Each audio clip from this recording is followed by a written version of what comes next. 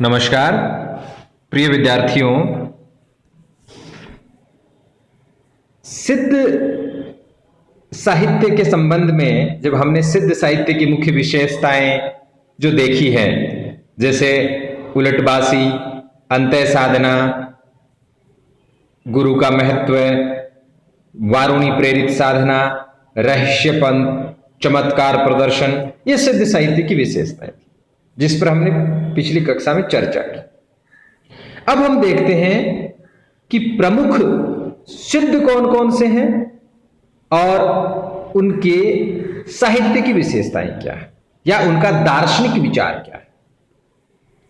तो प्रमुख सिद्धों में पहले सिद्ध कहलाते हैं सरहपाद, जिनका नाम सरोजवज्र, राहुल भद्र और सरहप्पा भी कहा गया है। सरहपाद के 32 प्रमुख ग्रंथ हैं। उनमें दोहा कोश और चर्यापद बहुत प्रसिद्ध हुए हैं। सरहपाद का जो दार्शनिक मत है उसके अनुसार उन्होंने पाखंड और आडंबरों का घोर विरोध किया।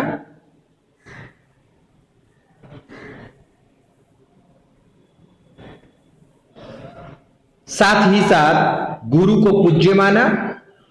सहज भोग उनका प्रमुख विचार था, यानी जीवन के लिए किसी भी प्रकार के अन्य साधन की आवश्यकता नहीं। मोक्ष प्राप्ति के लिए जीवन को सहज रूप से जिया जाए, उसी के माध्यम से हम महासुख की ओर बढ़ सकते हैं, जिसे हम मोक्ष कह सकते हैं। इनके जो दोहा कोश और चर्यापद है वो गयात्मक है, गाने वाले हैं। भाषा अपभ्रंश है।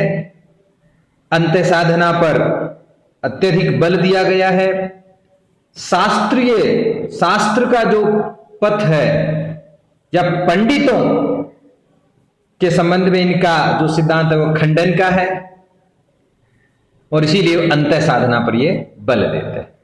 ये है सरहपाद का दार्शनिक विचार। सरहपाद के बाद जो प्रमुख सिद्ध हुए वो है सब्रपा। सब्रपा जो हुए, सब्रपा ये कहा जाता है ये सरहपा के शिष्य थे।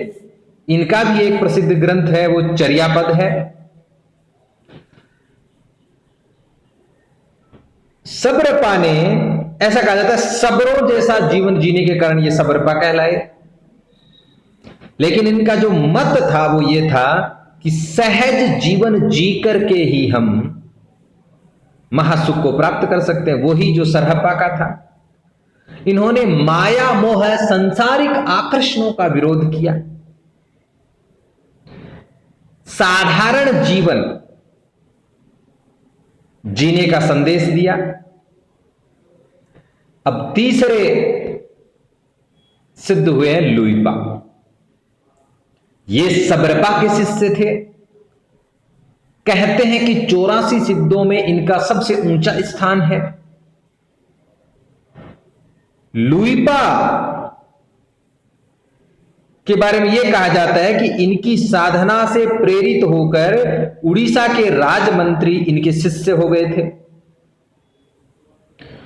लुइपा की भी जो साधना पद्धति है उसमें रहस्य की प्रधानता है। अन्य जो विशेषताएं वो वह की वह है जो सिद्ध साहित्य की विशेषताएं हैं या जो सरहपाद सब्रपा इनके साहित्य की विशेषताएं हैं। तो आज हमने 3 सिद्ध सरहपाद, सब्रपा और लुइपा के ग्रंथ और उनकी विशेषताओं पर चर्चा की। आज की इस कक्षा के लिए इतना ही। बहुत बहुत धन्यवाद।